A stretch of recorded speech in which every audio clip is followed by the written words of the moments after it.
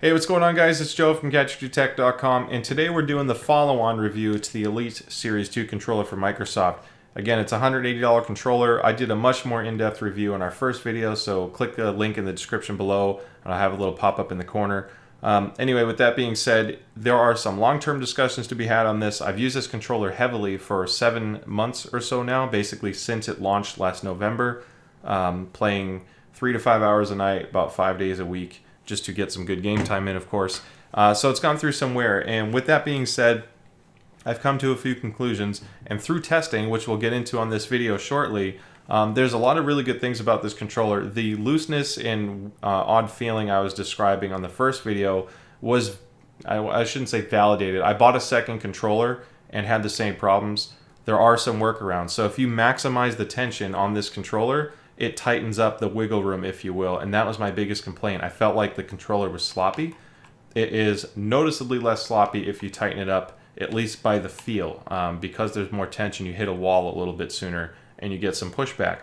So reliability-wise, the only problem I've had with this over 7 months is the right bumper takes a little bit more force to get it to pick up than it used to. It's never really an issue if you're just throwing a grenade, it always works. However, if you're cooking a grenade and you're not squeezing harder than you normally would have expected to on this particular controller right now, it'll occasionally just throw the grenade anyway. So even though I wasn't ready to throw, sometimes that happens. So because of COVID, the availability of this controller is pretty crappy right now. You can't, and Microsoft only gives you a 90-day warranty. So after 3 months, you're SOL, which is BS, but that's the way it is. So I just have to hold the right bumper harder than normal in order to make sure I don't throw it. It's just kind of a learning curve, just like getting used to a controller with paddles was a learning curve. Aside from that, the controller's been very reliable. I don't have worse than normal stick drift or anything like that. It performs pretty much the same since I got it, and with heavy use. Battery life has been phenomenal. It's rated at 40 hours. I easily get 20 to 30 hours without ever getting a notification that my battery's low. It just works. So I've been really happy with the performance of the controller. I did verify through both controllers and testing a standard Xbox One controller that there is more slack in the right thumbstick. So with that being said, let's get into that and I can show you what I'm talking about.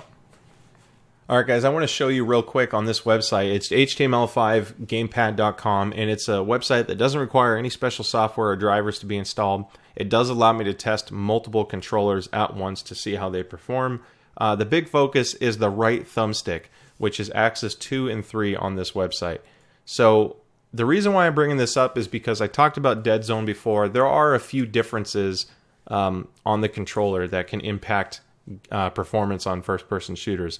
There is dead zone, which basically means if you move the thumbstick around, does it get picked up? There is tension, which is how difficult it is to move the thumbstick in the direction you want to go. You know, how much pressure do you have to apply? And then, to me, this is kind of a big deal, is the looseness, if you will, or the ability for the controller to center the thumbstick on its own, the spring tension to get on center. And you can see right now, axis 2, it's almost 8% to the left right now with the thumbstick resting there. You can see the thumbstick is leaning to the left. This is what I was talking about in my first review. It's sloppy. So I can move it back and forth, and you can see there's quite a bit of wiggle room. I'm at 6% to the right, and if depending on the motion, obviously this is right now looking at 7.5%. There's 7.9. So it depends on how you push it, or if you pushed it hard and then let go, it'll have different characteristics. But this is the amount of wiggle room. You can see if I just move the controller, not even looking at the graph, just looking at the thumbstick itself, there is a lot of wiggle room there before it goes back to hitting a wall, if you will, where I'm finally finding some spring resistance. So this is what I was talking about that was unacceptable for a controller of this price. There is some saving grace, and we'll show you that in a moment when we maximize the tension. But before we do that, I do want to show one good thing about it. The snapback ability of the right thumbstick, or the thumbsticks in general in the Series 2, is still excellent. You can flick it and it gets on center really well, much more consistently than I expected considering how loose it is. So they dialed that in nice. Just to show you that I'm not blowing smoke here, I'm going to put a normal Xbox One controller. Both of these controllers have been used for about 6 months playing a similar game, basically Call of Duty or any Battle Royale. I'm going to scroll the page down, and this is the other controller that we have paired. And we're going to do the same thing. So again, you can see the difference right now. The rest is 0.03438. That's basically 3.4% to the left. I'm going to try to maximize that, and I'm having a hard time to go past 1.2%. I mean, I'm using a Control Freak thumbstick, by the way. I'm trying to keep the height of the thumbstick the same because I'm not trying to skew the numbers. Tall stick versus tall stick, and they've both been used the same period of time. This controller has much more dead zone to the right. Again, both of these are used, so you're going to have different characteristics, but the left side is almost, I mean, you can see that there's almost nothing there. The right side, I'm getting close to the slack that I get on the Series 2. I've had the Series 2 on this test go as high as 10% before, so I hit a full 0.10. Normally it's between 0.07 and 0.08588. This one doesn't peak as high, but it can still get up there. 0.08 is still not the best, but again, this is a $60 controller versus a very competitive $180 controller. So the tension is good. The snapback is excellent on this as well. Microsoft is pretty good about getting this part right, like the flick, if you will. It resets on center really well. And again, this is on the lowest, or the base tension versus base tension. I think that this controller is a little bit tighter, as you can see, than the Series 2, because the left movement is almost dead on before I'm hitting spring tension, and the right movement is a little bit looser, but doesn't quite peak as high as the Series 2. So with that being said, let's go back to the Series 2. I want to show you another thing, because we're going to maximize the tension. This is a common suggestion in the forums, Reddit, and my wonderful YouTube video where we said, is there one fatal flaw with this controller? So I'm going to maximize the tension here. This should help, right? Because we're building up tension in the spring in advance. We're going to scroll back up so we don't confuse ourselves. And now we're going to try the tension again. So, and here's what I was talking about in the first review. It still gets to I can still hit almost 0.08, which is, again, 8%. It tightens it up to where it's doesn't quite go anything past the standard Xbox One controller. The thumbstick is noticeably stiffer. It does require more pressure. And if I go to the right, it's 0.06. So if you look at the total range of dead zone, or not dead zone, but the looseness or slack, the total delta between left and right is still more than a base Xbox One controller, even on the tightest settings. So this requires a lot more force to move it in that direction. That may or may not matter to some people, but if you want the ultimate response time and sensitivity, having a nice delicate touch, but a really tight spring on center is really important for competitive play. So I'm at 0.065 that I've moved it around a bit, and I'm at 0.06 on the other side. So 12% of movement in the dead zone, if you will. So anyway, guys, I just wanted to point this out. Again, I'm not trying to blow smoke or anything. This is what I was talking about. Raising the tension does help with that slack.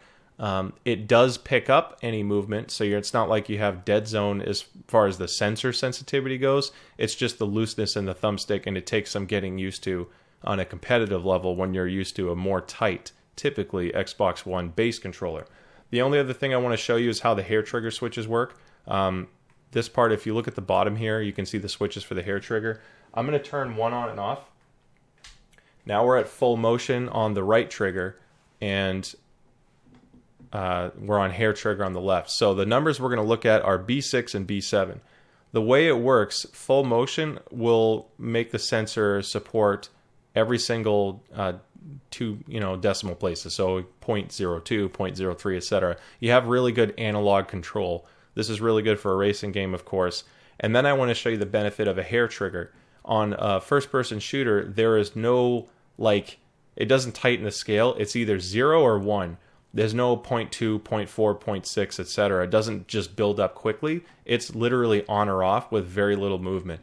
That's huge. The big advantage to the Series 2 is not so much the right thumbstick. I wish this was just as competitive as this base Xbox One controller. But competitively, your advantages are your hair triggers, your paddle assignment, and the built-in extended thumbstick if you do not want to deal with a Control Freak add-on. So anyway, with that being said, I hope this covers and dispels some of the confusion or smoke and mirrors, if you will, that may have come across in the first video. I'm not trying to just say it doesn't feel right. Here is objective proof. So with that being said, let's go back to talking about our final thoughts with this controller, and I'll let you know what you guys think.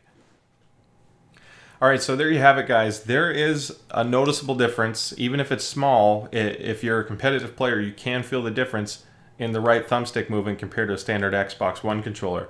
Now, at maximum tension, if you can get used to the stiffness, I don't think it's a game breaker. I certainly prefer to use the Series 2 over an Xbox One controller because, as I mentioned, I love having the paddles. I like having the hair triggers. It makes a huge difference. So I still recommend this controller.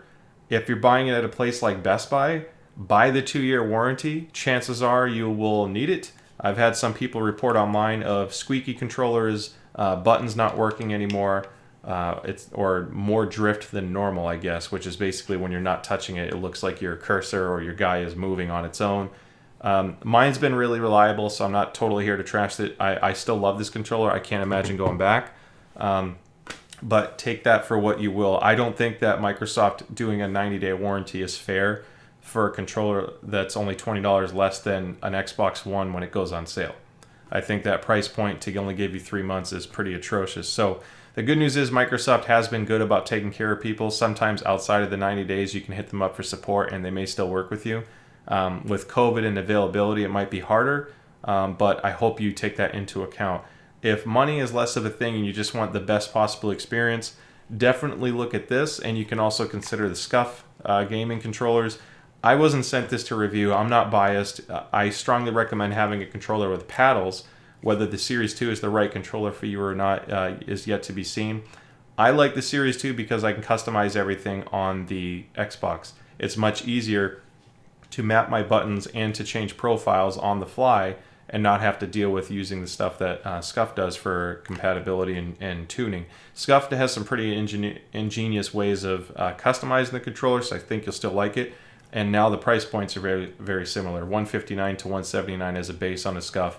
This is $179 with no other customization options, and the SCUFs can go up from there. So I hope you guys find this helpful. If you're trying to find a competitive controller, the Series 2 is still something worth considering, but please take into account the things we pointed out in this review. I hope you found this helpful. If you guys have any questions, shoot me a comment below. We got tons of views on the last video, so I really appreciate the support. Please subscribe if you like what you see. We got a lot of great stuff we're doing, especially with audio equipment. So if you like headphones, amps, speakers, stay tuned for that. Thank you guys again, and I'll see you next time. Later.